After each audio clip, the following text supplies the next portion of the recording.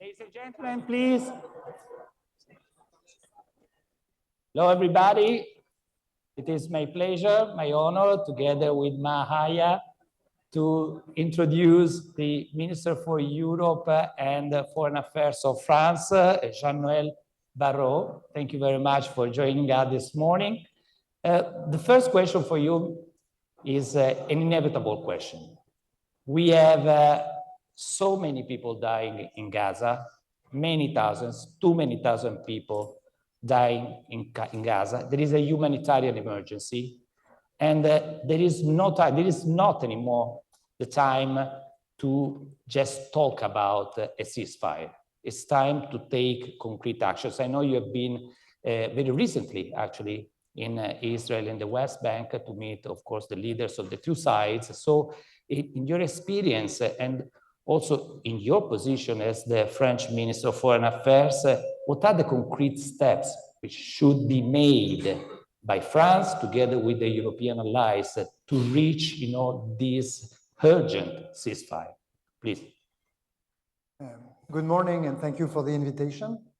You're right to say that people are dying in Gaza, but people are also starving in Gaza.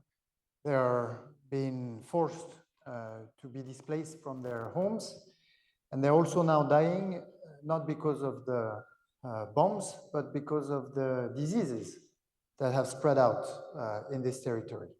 And you're also right to say that speaking is not enough, and that the responsibilities of countries like France is to act. And since the beginning of this very severe crisis, France has been acting. It is France that hosted the first international conference for Gaza 1 month after October 7th, 2023. France has supported all resolutions in the Security Council of the United Nations calling for a ceasefire in Gaza, for the release of hostages, for the free access of humanitarian help. The latest dates back to a few days ago in New York. France has been the first Western country to heal wounded people from Gaza on one of our Navy ships. And France is one of the very few countries that are directly supporting the Palestinian authorities financially. But of course, this is not enough, because what we really need is a ceasefire, is the release of hostages, is the free access of humanitarian help, and is a path to a political solution that is based on two states with mutual recognitions and security guarantees that will allow the Israelis and the Palestinians to live side by side in peace and in security. And this is what President Macron is working on with our allies, with the Arab countries in the region, to make sure this happens as early as possible. Votre Excellence, bienvenue à Rome. I will move to Lebanon, where the ongoing conflict has wreaked havoc on a country that already was suffering from economic and political crisis. And it's jeopardizing the very fabric of the country itself. France has historically enjoyed a privileged relationship with Lebanon. You recently hosted a conference in Paris for its humanitarian and security needs. Can you elaborate maybe a bit more on the role that France is playing in the ceasefire negotiations and the way forward, particularly as many in the country would like to see France actively involved. Thank you very much for raising the situation of Lebanon. That is a country very dear to France, a country that was already, as you rightly said, very fragile before the terrestrial incursion by Israel two months ago.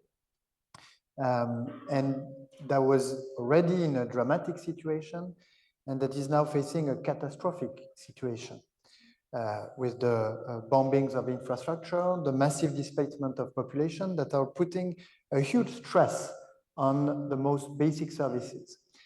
And as people are displaced from their homes, are now have now moved north and are staying in schools that are still closed in Lebanon to host those internal refugees. And as the winter is coming, the risk of epidemics, of disease is now extremely high. And of course, the risk of interconfessional tensions is as high as it's ever been in Lebanon. And that's why we need the fire to stop. And that's why we need to work closely with all our allies and with the parties, with Israel and the Lebanese political leaders, in order to find the way to effectively implement Resolution 1701 of the Security Council of the United Nations that was adopted in 2006, but that was not effectively implemented, which led to the situation that we know today, and that was started by the decision made by the Hezbollah to trigger yet another conflict with Israel on the 8th of October of 2023. Because of the very ancient and profound links that France has with Lebanon that dates back to a long time, but that are still living today through the presence of a large French community in Lebanon, the presence of 700 French troops within the UNIFIL mission. We feel it is our responsibility to actively contribute to a resolution of this crisis that threatens the existence of Lebanon itself. This is the reason why, as soon as the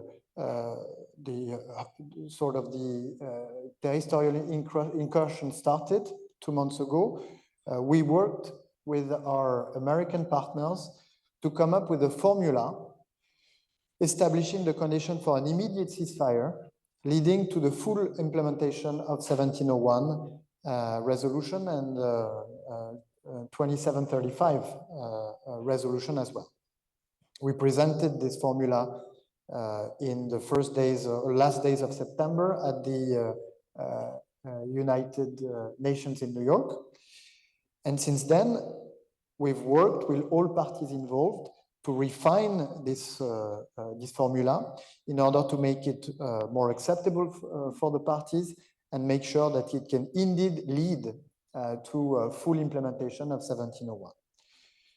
And my intuition and my hope is that there is a window of opportunity that is currently opening, and I urge the parties, Israel and the Hezbollah, to seize the proposal that France and the US has been working on in order for the ceasefire to happen and for the conditions to be met for the security of Israel and the return of the 60,000 Israeli people displaced from their homes, and for the sovereignty and territorial integrity of Lebanon to be ensured, and for the 1 million plus of internal refugees in Lebanon to be able to go back to their homes. In parallel, and thank you for bringing it up, we are extremely concerned by the situation I was describing of the people of Lebanon.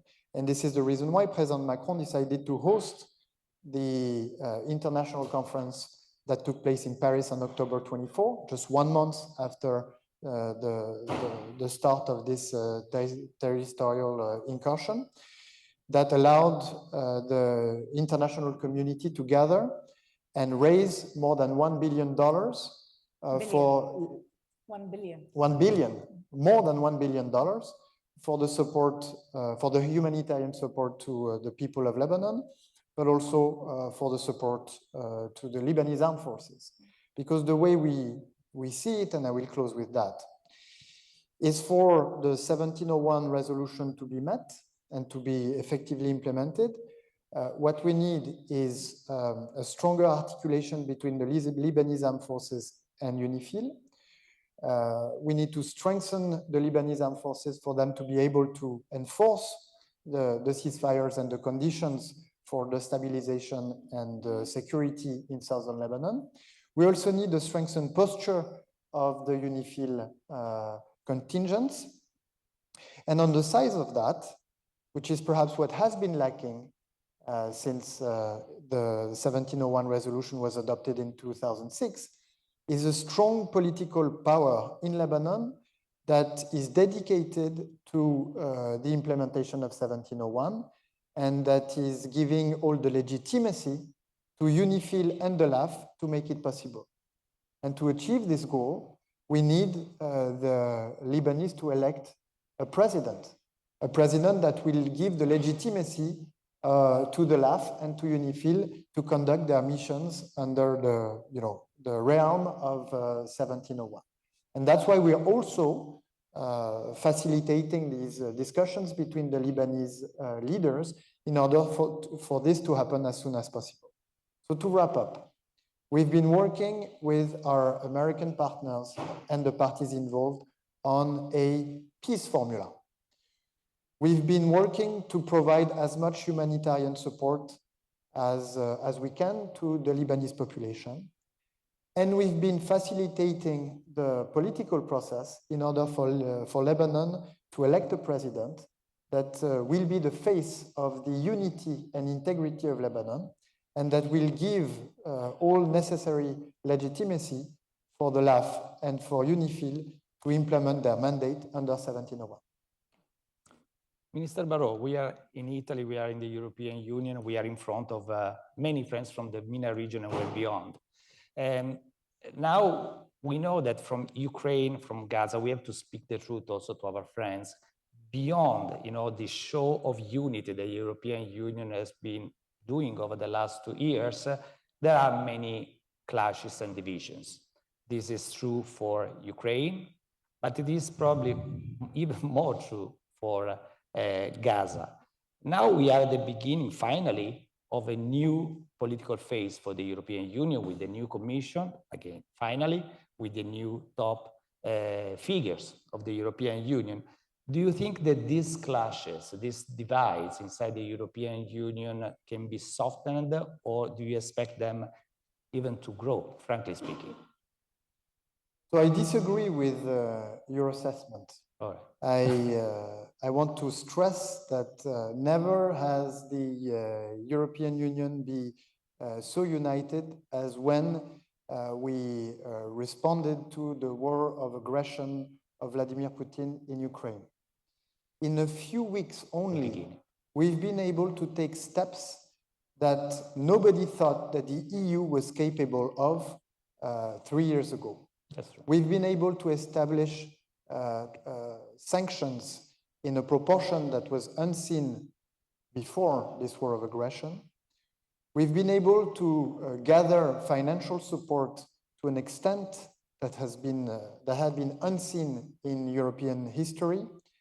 And we've also seen the development of a financing instrument to support the delivery by European countries of military support, of training support to the Ukrainian armies. This is what we've been doing so far, and that's for sure. But under Trump's new administration, it's going to be like this again? And if so that's what we've done, you're right. Yeah.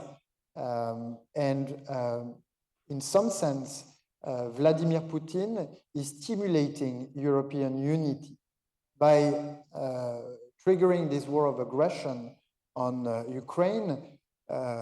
Vladimir Putin has sort of raised the issue of European security, And the way the Europeans have responded and will respond is by uniting to step up their defense effort, by realizing that they need to do more and to do better, to increase their defense spending, but also to develop their industrial and technological base.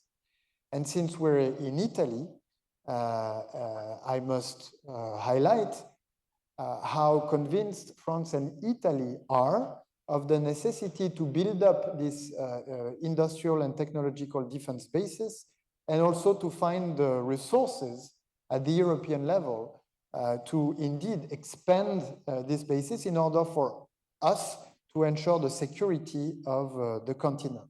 And so in some sense, Vladimir Putin and his war of aggression will have triggered something that was not really, or had not really happened in Europe over or since the first community of defense project that dates back to the 50s, meaning the development of a unified European approach to its industrial defense bases and to the coordination of its efforts to ensure its own security.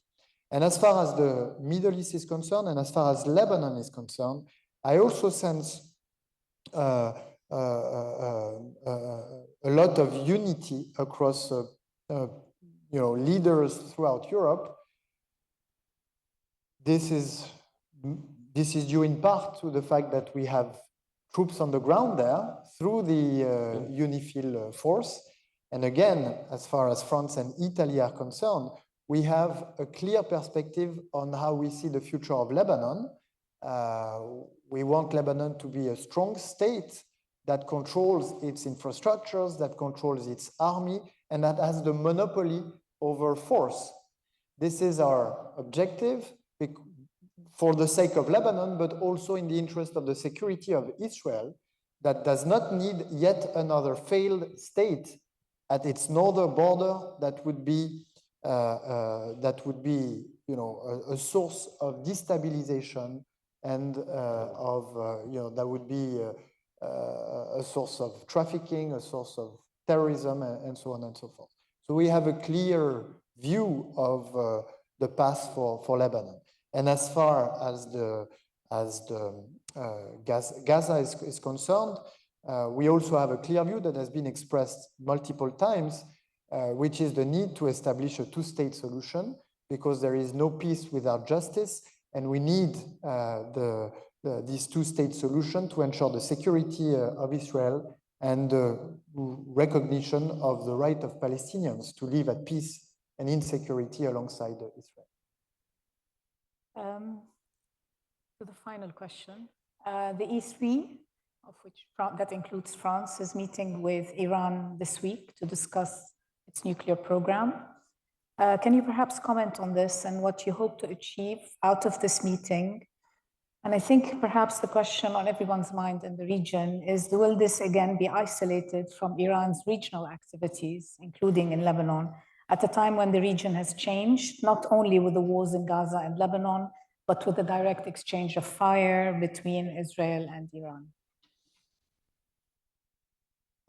Thank you for raising this question. We call Iran to stop its destabilization activities in the region, whether it's in Lebanon, Syria and Iraq, whether it's in the Red Sea through the Houthis, whether it's by directly targeting Israel, like Iran has done 2 times in a row this year with massive ballistic attacks that we as France have contributed to avoid, so to speak.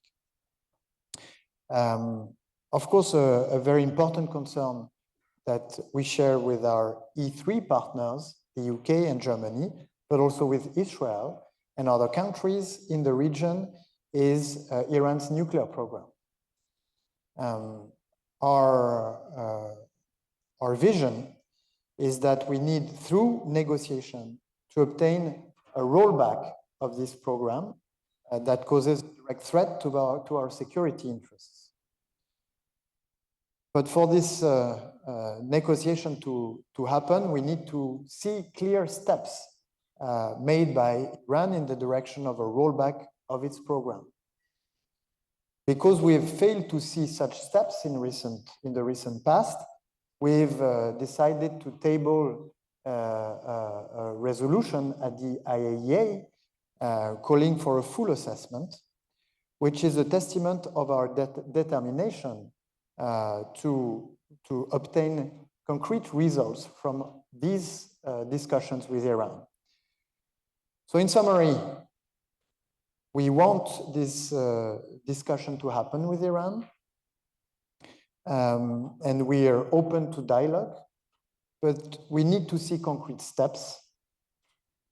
Otherwise, we will have to conclude that negotiation is not the right way to go in order to obtain this rollback, and we'll have to resort to other tools that are specified in the JCPOA agreement that comes to an end in 12 months from now. Can I just, as a quick follow-up on this, is it realistic to expect Iran today to roll back on whatever activities it has on the nuclear file at a time when it feels it is under attack? It has been attacked directly by Israel. Its first line of defense, which is its axis of resistance, the so-called axis of resistance, including Hezbollah, has taken a significant hit. Israel says it's taken out Iran's air defenses in the last attack. So in this broader context, what is the carrot and what is the stick? How realistic is it to expect that with nothing in return? Let's not invert the roles, right? If we're discussing the tens of thousands of deaths in Gaza, if we're discussing the thousands of deaths, of civil deaths in Lebanon, it is because the region is now in a very critical situation.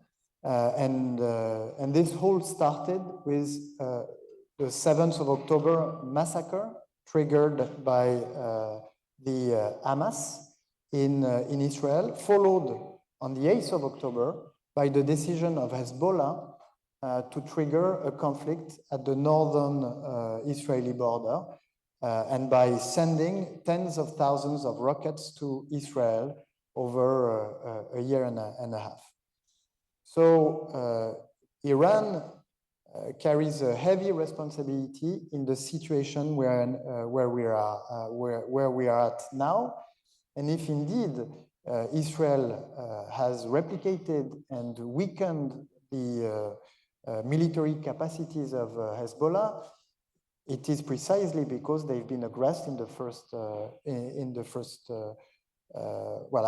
by the Hezbollah on October 8th. And Iran needs to come to the conclusion that this strategy of harassing Israel and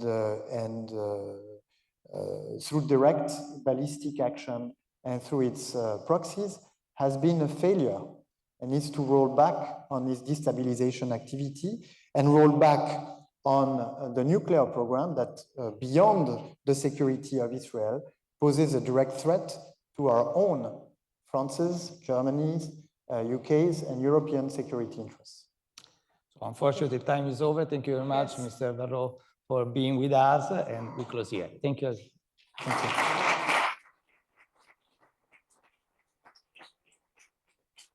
Merci beaucoup.